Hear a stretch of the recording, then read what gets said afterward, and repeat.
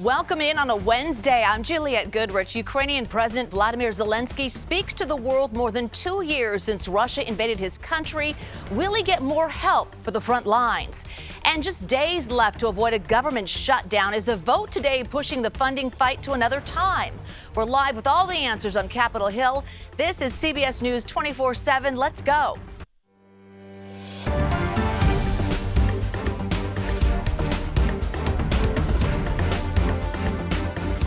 Right off the top, we have breaking news out of Detroit. We've learned a police officer was shot this morning on the city's west side. So you're looking at the hospital where he is right now. Here's what we know. Police were called about what was being described as a mental health situation. The officer later came into contact with the suspect at a gas station. We're told that person was still suffering from some sort of mental episode. A struggle happened later, and the suspect was able to get the officer's gun and fired it. The officer was shot in the hand. The suspect was eventually taken into custody. We have more breaking news, this time out of Texas, not too far from where that officer was shot. We are watching the air quality in Frisco after a fire at a pool chemical supply warehouse. So this is about 30 miles away from Dallas. The fire is now out, and a shelter-in-place order was also lifted just a short time ago. 2 firefighters were taken to the hospital for smoke inhalation, but they are expected to be okay. The cause of the fire is still under investigation. All right, our video feeds now taking you overseas to Mexico, where Helene is bringing heavy rain, strong winds on the Caribbean coast. This view right now, this is from Cancun. Helene is now a hurricane as it moves towards Florida. We caught a lot of people just trying to prepare for impacts in the Sunshine State. In fact, this is a look from Perry, Florida. You can see people just boarding up. This is about 50 miles away from Tallahassee. Many people are already evacuating. They're clearing out. They're getting sandbags. They're boarding up their windows as we speak, expanding a state of emergency to 61 counties right now with evacuation orders issued for about a dozen counties. And the governor spoke earlier this morning, and he made it clear his state is ready for the hurricane. Listen. We have thousands of additional linemen pouring into the state. I think we got up to 18,000 yesterday. That number will continue to increase throughout today. We also have Starlink internet that can be deployed as needed for areas that have internet knocked out.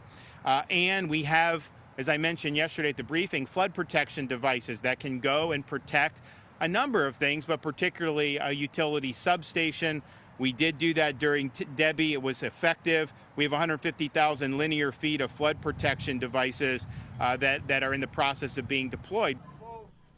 All right, meteorologist Jessica Birch tracking Helene's progress, and you just said just within the hour it's been upgraded to a hurricane. It has been just within the past hour, from a tropical storm status to a hurricane. It's currently impacting many communities, anywhere from Tulum all the way up into Cancun. You can see it just below. As it starts moving north into the Gulf of Mexico, it's going to hit some warm sea surface temperatures, record warm sea surface temperatures actually, and that's going to impact Florida a lot. As we take a look right behind me right now, I want to show you where it's currently at, just over Cuba, just over Mexico. As it skirts its way throughout that region, it's going to start warming up a lot in those sea surface temperatures, and that allows for this hurricane to rapidly intensify. That's a big concern for community members anywhere from Destin all the way over into Panama City Beach, Tallahassee too, where they're going to get the brunt of this storm as it starts to strengthen. Right now it's still at a Category 1. It strengthens into a Category 2 within the next 12 hours. Now we're taking a look at how fast it moves, hundreds of miles within a 12-hour period before it hits landfall just south of Tallahassee along that shoreline, close to a Category 3. That's what we're anticipating right now with those strong winds. There's a chance it could get even stronger than that, though. And as we take a look at Futurecast, you see those outer bands already impacting the Keys, Punta Gorda, stretching up into Tampa, Clearwater area. This is continuing to move north into that pocket close to populated areas in Tallahassee, like I mentioned, Destin, all along that strait where those coastal communities have been boarding up their windows, and they have been getting prepared to evacuate from this storm. Now, this will continue to move its way up into Georgia, already under flood watches and warnings. But the big concern right now is storm surge just along that coastline from Florida, from Clearwater all the way up into those regions that are less populated. That's where we're going to keep a very close eye on right now. Really impressive rainfall totals that I want to have more on it coming up in just a bit. But for now, over to you, Juliet. All right, Jess, see you soon. Now, so here's some more video from Western Florida. So people along the coast are boarding up. They're filling up before the potentially dangerous hit. CBS News national correspondent Manuel Bojorquez is live for us in Tampa, Florida. Good morning to you. And why don't you tell us the conditions there? Obviously calm, but not for very long. Yeah, maybe within the next 24 hours or so is when we could see the first impacts of Hurricane Helene. We're at Tampa General Hospital.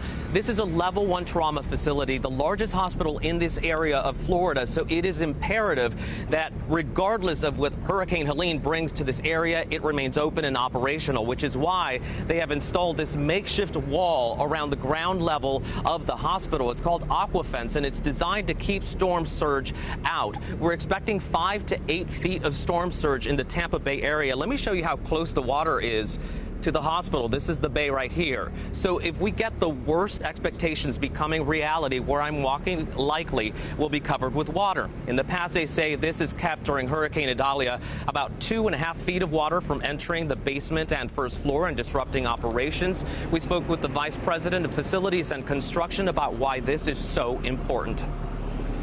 So for us, it adds about 8 feet over our existing campus that we have now. So it takes our flood elevation from 8 feet to about 15 feet, which for us protects our first floor and our basement. Before we had this system, you know, if we were expecting a storm surge, you might have to evacuate the basement, or if it's high enough, you might have to evacuate the first floor up higher into the building. So we still plan to do that. You know, if we anticipate having 12 feet or more of storm surge, we're not going to have patients on the first floor. We'll move them up into the building. But this is here to protect that building so that we don't have water damage and we can reopen right after the storm. And it's not just the hospital preparing. This hurricane, the size of it is expected to impact such a wide area. Tropical storm force winds possible here, even though we're hours away from where it is expected, the eye at least, to make landfall. So today, Pinellas County and Hillsborough counties issued mandatory evacuation orders for Zones A. These are low-lying areas, and also for people who live in mobile homes. They don't want people to take chances with the water because, as you know, the water really is the #1 killer when it comes to these storms. Juliet? Thank you, Manuel. You really gave us that clear look. Didn't know that the hospital is so close to the water there, and that's a big concern for emergency personnel all around. It really is. It's on an island, so yeah, they've learned to deal with the storms, and this is part of the preparation. All right, watch out for the car behind you. Okay, right there. All right, we'll just want to make sure. Thanks. All right, I'm watching your back as well. All right, Manuel, thank you. Appreciate your report. We'll check back with you. Just want to make sure he was okay. All right, CBS News has you covered on Helene's track on air and online, and you can head to cbsnews.com/Helene for all of the most up-to-date information. All right, we are live in New York, where Ukrainian President Vladimir Zelenskyy took the world stage this morning at the United Nations General Assembly. Zelenskyy began his speech by saying Russia is trying to attack the country's entire power grid and urged leaders to stand with Ukraine. This comes as the U.S. is announcing it will send more weapons to Ukraine as part of a new military aid package. We need to withdraw the Russian occupiers, which will bring an end to the hostilities in Ukraine, and we must hold those responsible for war crimes accountable.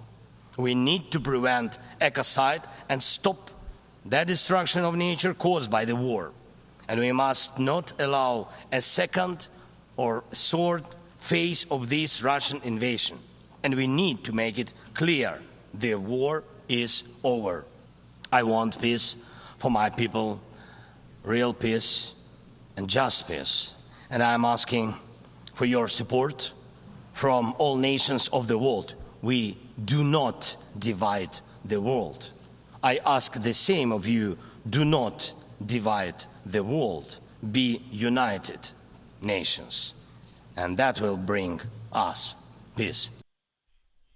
Okay, let's get to CBS News intelligence and national security reporter Olivia Gazis live in New York. So, Olivia, Zelenskyy certainly laying out his case to global leaders. We just heard some of his comments there. What can you tell us?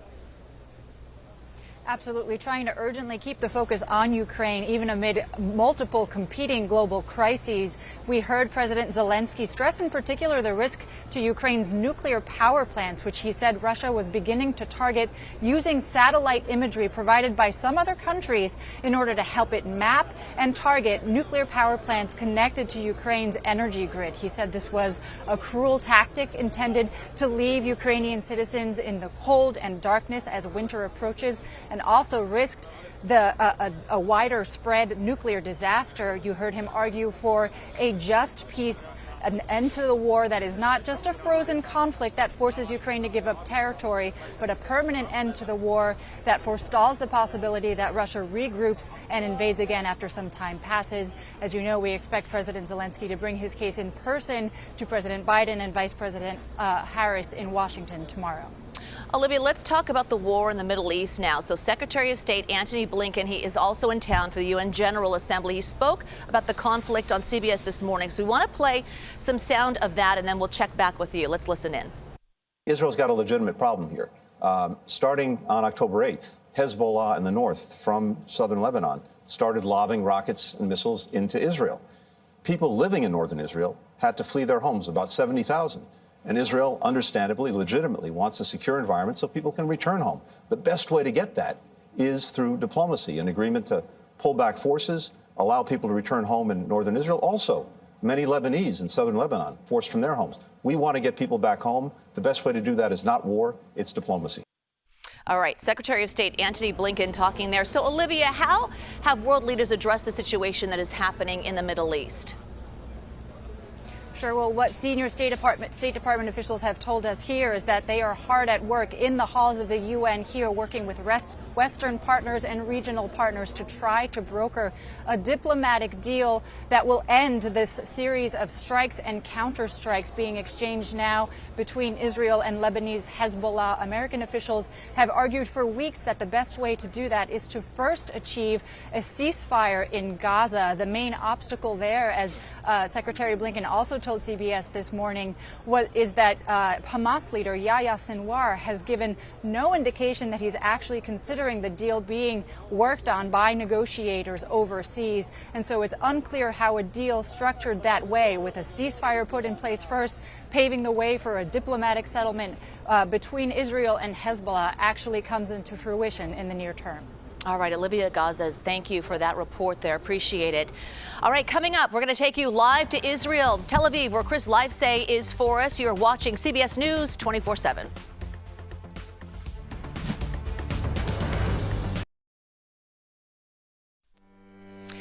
And welcome back. We want to take you to the battleground state of North Carolina, where former President Donald Trump is speaking right now at a manufacturing plant in Mint Hill. Here's what he had to say, and he addressed the 2 assassination attempts. Let's take a listen. As you know, there have been 2 assassination attempts on my life that we know of, and they may or may not involve, but possibly do, Iran. But I don't really know, can't be sure, because in the first case in Butler, Pennsylvania, great place, and we're going back to Butler, by the way, we're going to go back and finish our speech. The FBI has been unable to open the 3 potentially foreign-based apps, and in the second case, the assassin had 6 cell phones in his car, yet the FBI has likewise been unable to penetrate their guard. Shouldn't be tough to do. They want to know, and I want to know, and the whole country and maybe the world wants to know, who is he calling? Who is he calling? In the old days, the FBI and the DOJ used to capture people before anything happened. In current days, the upper echelon of the FBI is all talk, while they focus on the sitting president's political opponents. That's what they're doing. They spend so much time. We won the case in Florida. It's all a big scam. It's all against a political opponent, me, who's doing better in the polls than anybody else and should be hopefully able to recapture the presidency in 41 days and make our country great again. But all they focus on is their political opponent, but they must get Apple to open these foreign apps, and they must get Apple to likewise open the 6 phones from the second lunatic, who's a lunatic, and open them immediately, because we have a lot at stake, whether it's me or any other former president. They break into apps all the time. They had no problem breaking into the apps of the J6 hostages. They broke into those apps, and they could be Iran-based. They could also be something else, but we'll never know until they're opened, and they got to get them opened.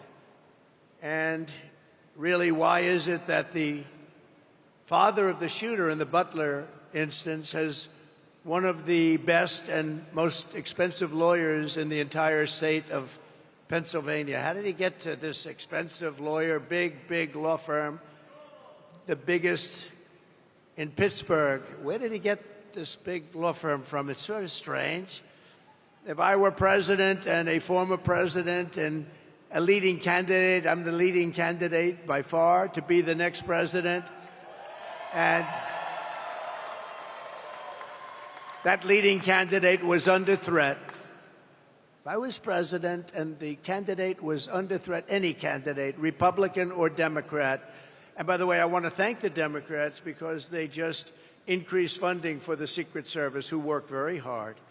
They increased funding for the Secret Service, and nobody will believe this. It was a unanimous vote. Republicans, every single Republican, every single Democrat present voted in favor. That was the first unanimous vote we've seen in a long time, and that's to increase the funding of the Secret Service. So I thank everybody in Congress. But if I were the president, I would inform the threatening country, in this case Iran, that if you do anything to harm this person, we are going to blow your largest cities and the country itself to smithereens. We're going to blow it to smithereens. You can't do that. And there would be no more threats. There would be no more threats.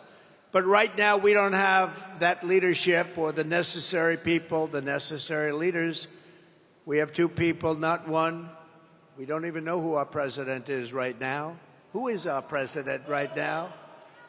We really don't know, but we have 2 people, not one, that only keep looking. And when you do that, when you just look, trouble always ensues. So it's big trouble for our country. Meanwhile, we have the president of Iran in our country this week. All right, you're listening listening to remarks from former President Trump in North Carolina, where he addressed the 2 assassination attempts, also with possible ties, as he was saying, to Iran.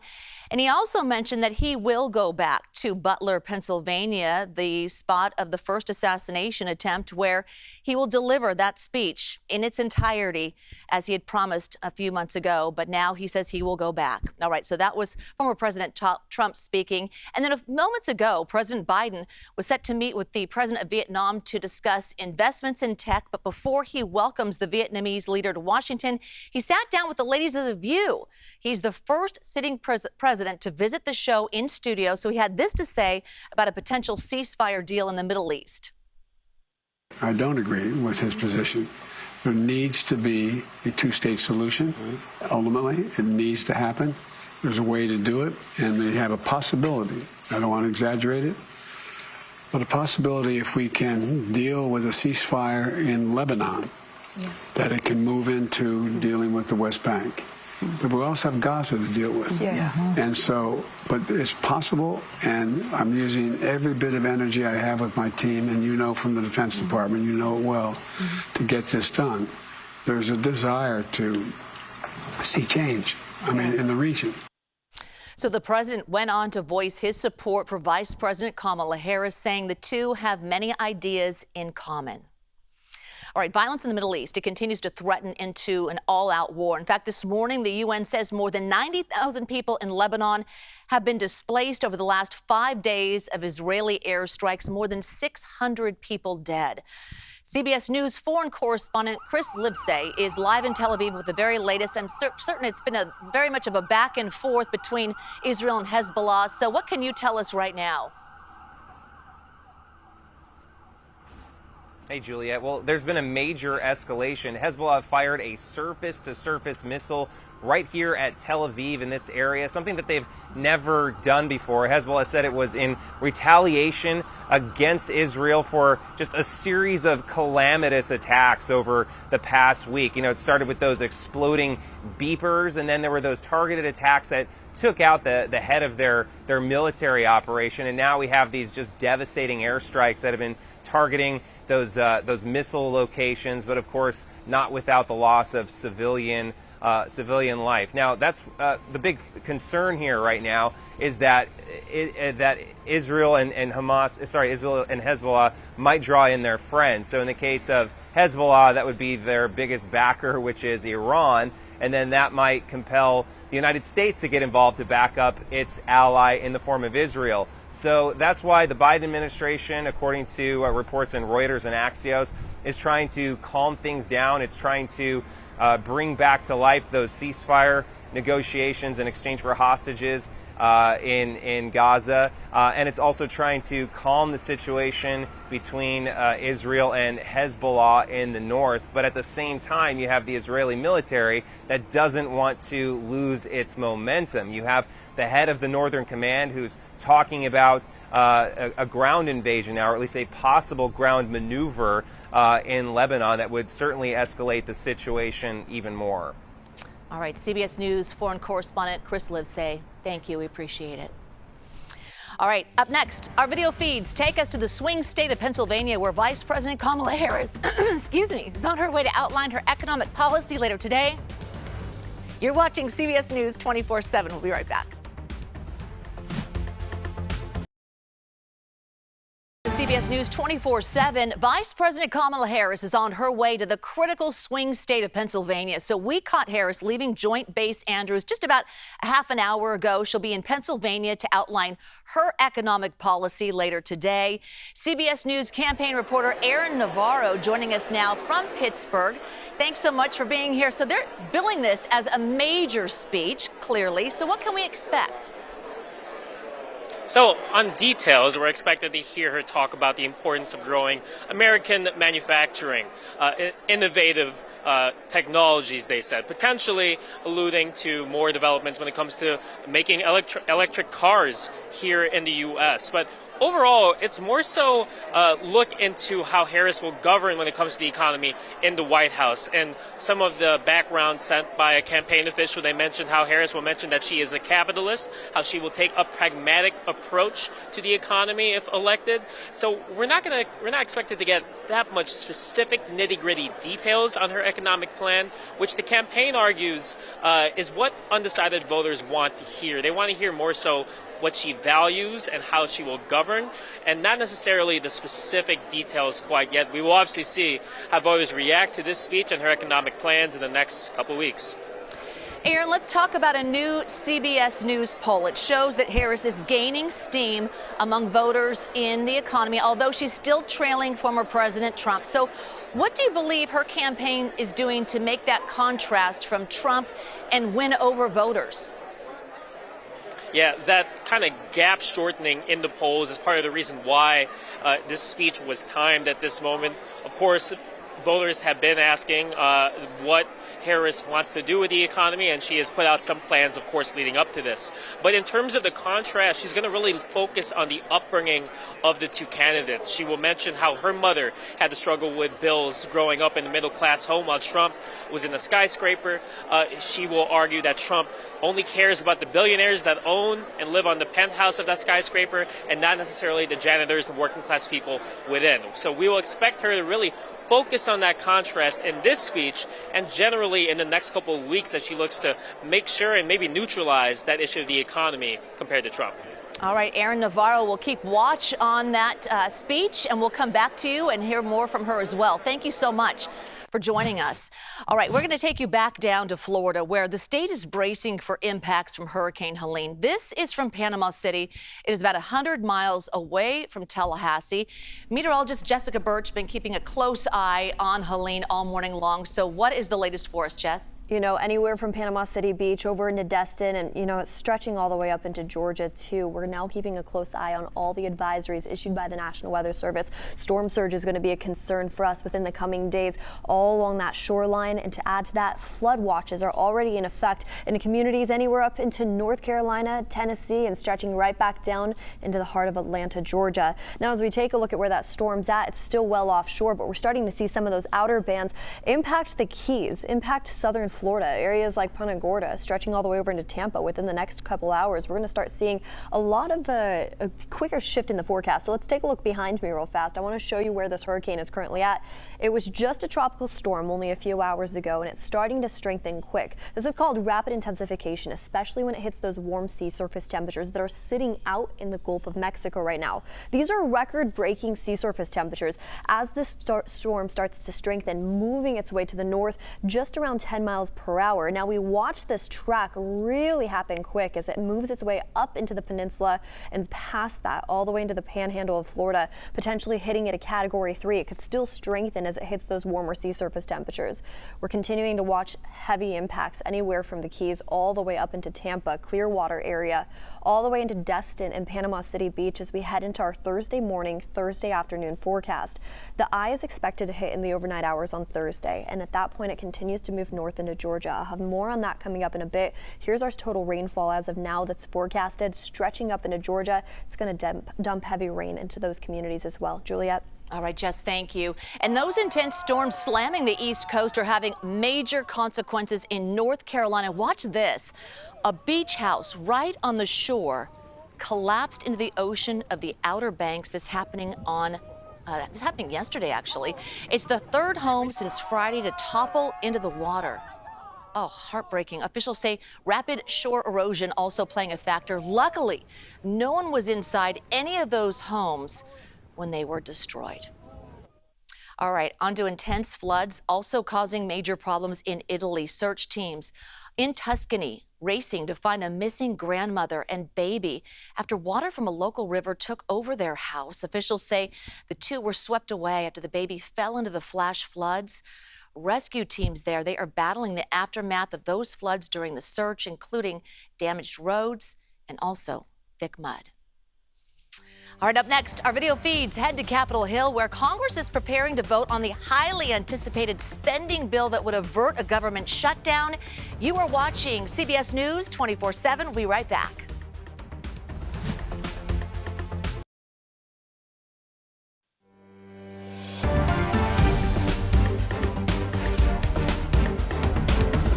Welcome back to CBS News 24/7. Here's a live look at Capitol Hill, where Congress is preparing to vote on the highly anticipated spending bill that would avert a government shutdown. And just moments ago, House Minority Leader Hakeem Jeffries spoke about that vote during a weekly press conference. Here it is. What is in front of us at the moment is a bipartisan continuing resolution to keep the government open, meet the needs of the American people, and give us the opportunity to resolve any spending issues this calendar year under the leadership on our side of Rosa DeLauro. This is not a complicated thing at this moment in time. The only path forward that has been available in this Congress to make life better for the American people has been as a result of leadership from House Democrats and partnership with traditional Republicans who we have urged to break from the extremists in the House Republican Conference.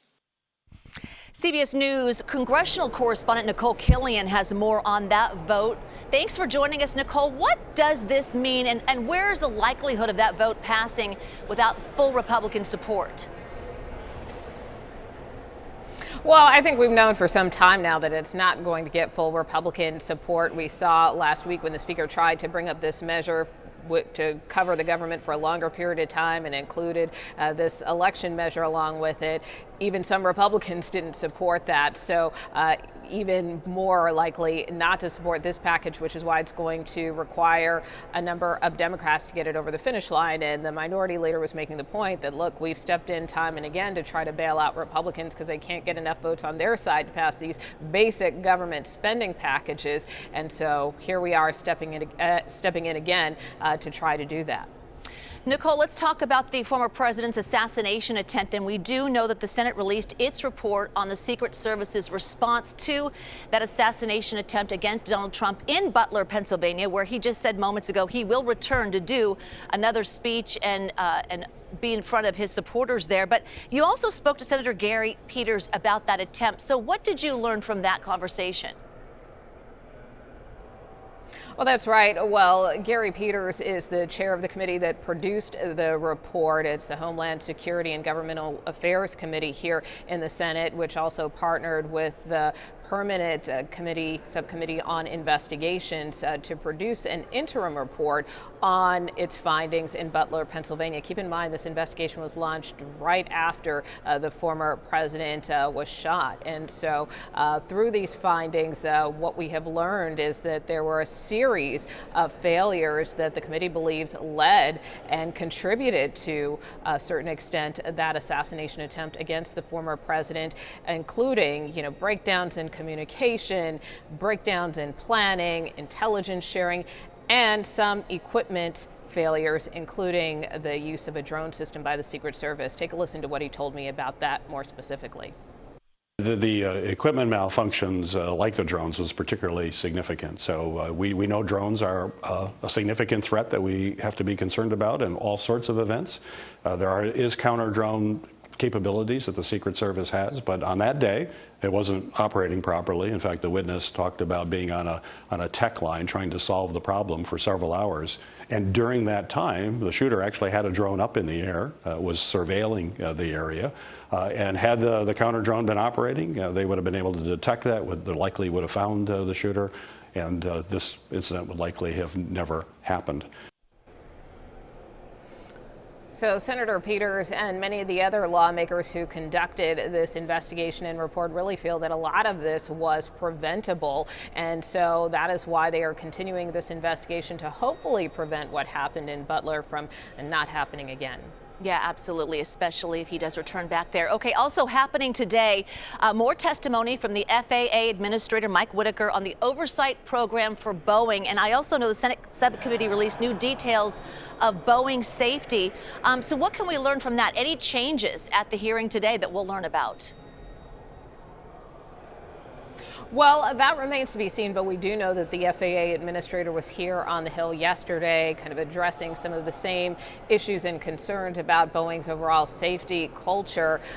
He addressed a House panel yesterday and, of course, is addressing the Senate panel today. But this comes as the investigative subcommittee has also found that, many employees there feel that, productivity is being put over some of the employees' well-being in terms of trying to turn out more equipment and parts. So from that standpoint, again, this is part of a two-day series of hearings that we're seeing surrounding the safety culture at Boeing, and certainly one that's getting a lot of attention in light of some of the issues the company has been going through. All right, Nicole Killian, live on Capitol Hill. Very informative for us today. Thank you so much, Nicole. All right, our video feeds now taking you overseas. This is Mexico, where Helene is bringing heavy rain and strong winds on the Caribbean coast. So this view is from Cancun. Helene is now a hurricane as it moves towards Florida. It is all hands on deck for crews in Florida as they get ready for the storm to make landfall. I'm hoping that people evacuated, that when we do a search, that it's just to make sure that they did evacuate. And it's not looking likely, but I'm hoping that the storm is a minor event. Florida's Task Force 1, Urban Search and Rescue, and Miami-Dade Fire Rescue have all been deployed ahead of Helene. So everyone hopefully heeding the warnings. Jessica Birch joining us now with the latest on the conditions and where Helene is now. We saw, boy, from Cancun, that's scary. It is devastating Cancun as we speak. If you were to have visual just of what it looks like there, heavy winds, heavy rain, that's what they're dealing with right now from Tulum up into Cancun. And of course, you can see it's impacting Cuba as well. And it's just south of the Keys. Within the coming days, this is going to impact many communities, anywhere from Tampa, stretching up into Panama City Beach, Destin, moving its way up into Alabama and Georgia, as now they're also dealing with a lot of flood advisories currently in those communities. Now, I want to start off with where it's at right now. It's moving northwest around 10 miles per hour, and this strong storm is continuing to strengthen. Here's the reason why. It's about to hit really warm sea surface temperatures all the way up in the Gulf of Mexico. Record-breaking sea surface temperatures as we head into the coming days, and that's really going to allow for rapid intensification, which is the study of those hurricanes really strengthening before they make their way into landfall areas. This is just into Thursday in the morning hours, just offshore, but those outside bands are already impacting and allowing for storm surge into communities like Tampa at that point. We head all the way into Thursday now, Thursday evening. That's when it's expected to hit landfall just south of Tallahassee around a Category 3. That's what we're anticipating right now. And here's those outer bands that are going to continue to impact the Keys as we head into the coming days, stretching up all along that shoreline where storm surge can get anywhere up to around 12 feet in all of those local cities. Panama City Beach is going to get hit with heavy rain, and this storm continues to track north. Heavy rainfall expected anywhere from Tallahassee stretched over into Jacksonville, but watch this storm continue to move north. Atlanta is anticipated to get around 8 inches as we head into the coming days, and I'll have more on that in a bit. But for now, over to you, Juliet. All right, Jess, thanks so much. And CBS News has you covered on Helene's track on air and online. And you can head to cbsnews.com/Helene for all of the most up-to-date information. All right, coming up on CBS News 24/7, our video feeds are going to take us to more on the Eye on America with Jim Axelrod talking about gold scams. We'll have that story and more coming up on CBS News 24/7.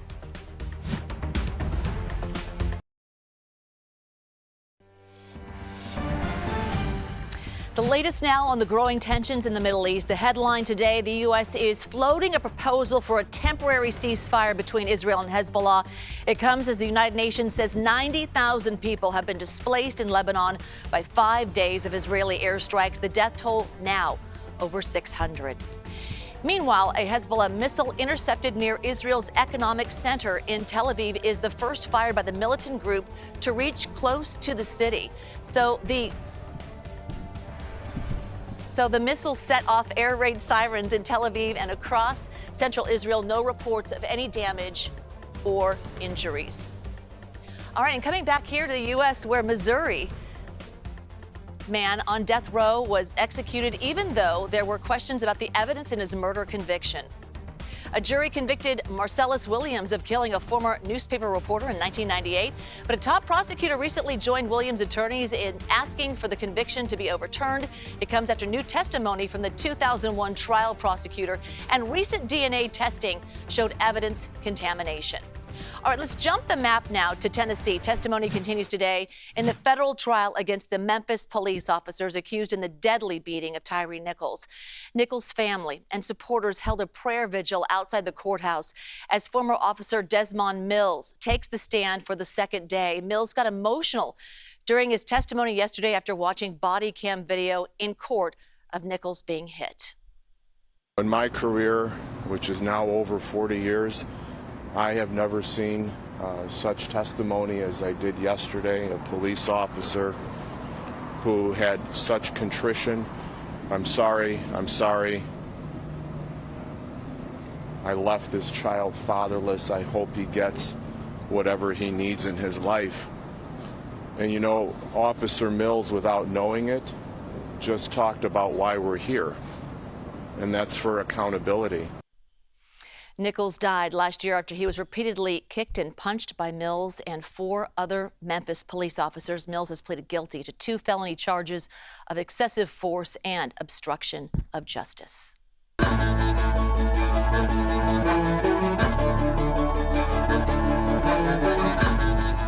It It is our Eye on America. We are in your neighborhoods. We are hearing about your stories, about solving challenges. And we've been examining an epidemic of crime, the surge of overseas scammers. They're robbing Americans online.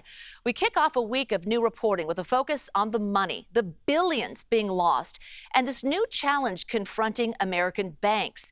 CBS News' Jim Axelrod has the story of a 92-year-old woman in Los Angeles who lost her life savings despite her daughter pleading with her bank for help before it was too late. I'll never forget, there was a message on my phone. Hello, I'm calling with Charles Schwab with the Financial Crimes Investigations team. This was 6 months ago. The message for Leslie came from Charles Schwab, where her mother had an investment account. They just mentioned large transactions and wire transfers, and did I know what was taking place? And you didn't? No, I didn't. Leslie, who asked we only use her first name, was discovering her mother was one of tens of thousands of Americans being scammed by criminals overseas this year. These scammers pretended to be IT experts from the government who told her mom her computer had been hacked and convinced her to take money out of her account to buy gold, which they said was a safer investment. I didn't talk to my family about it. Especially insidious, the scammers told Leslie's mom, Ruth, to keep all of this secret. Well, I wanted to tell them, but I thought that the government would punish me, and I didn't want them to get into trouble, anybody that I told. Leslie was a trusted contact on Schwab's paperwork, and the firm had her ask her mom about what was going on. We said, where is the gold? Is it in your apartment? Is it in a safety deposit box? Where is the gold? And she wouldn't tell us. This is surveillance video showing exactly what happened to the gold. Watch as Ruth walks it outside her retirement home and hands over her life savings to a stranger. It must be heartbreaking for you to watch that. Absolutely. Shocking. One after another, the balances in her mother's accounts began to plummet. How are you doing today? So I said, I'm going to film the entire interaction with you and the scammers on my phone. Okay, let's start all over again, no worries. Until Leslie convinced Ruth. Okay. The people on the other end of the line were not there to help. Now, next, click on next. And convinced her to fight back. Every single day, they required her to sit next to her computer, take their calls, and log into whatever accounts they needed. Leslie told us that she warned Schwab, thinking if they knew what was happening, they'd put an end to it. I am begging you, lock my mother's account down, please. But it was too late. Ruth's accounts had been drained.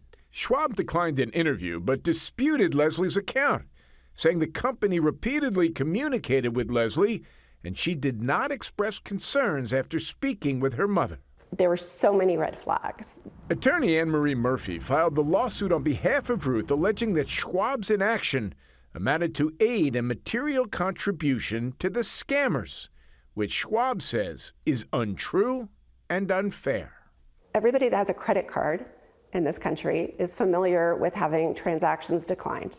And the reason that credit cards are so good at doing this is because they're on the hook for fraud. The same isn't true with banks. With the responsibility comes the consequence if you fail at protecting your clients.